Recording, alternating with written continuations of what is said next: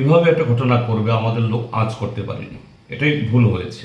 এদেরকে যে ঠিক সেরকমভাবে হিসাব করতে পারেনি, এটা করে দিল।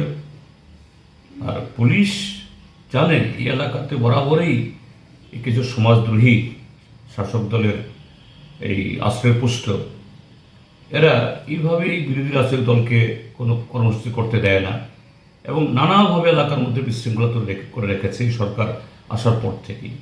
সেই জায়গায় একটা মিটিং হবে, তার অনুমতি দেওয়া হলো, সে সম্পর্কে তারা এই ভালোভাবে তারা জানেন, কিন্তু কোনো প্রোটেকশন দিল না। পত্রিকায় দেখেছি কয়েকজন পুলিশ ছিল, কিন্তু এরা কোনো প্রতিরোধই করলো না। তো এটা কেন হলো, কেন হচ্ছে এরকম ঘটনা?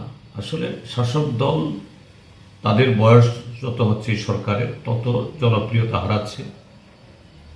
তাদের দুর্নীতি, এটা যে মানে হাতে মুখে কান দিয়ে চোখ দিয়ে দুর্নীতির সমস্ত তথ্য বেরিয়ে আসছে, জনবিচ্ছিন্ন হচ্ছে, এর বিরুদ্ধে কথা বললেই এরা এরকমভাবে হামলে পড়ে।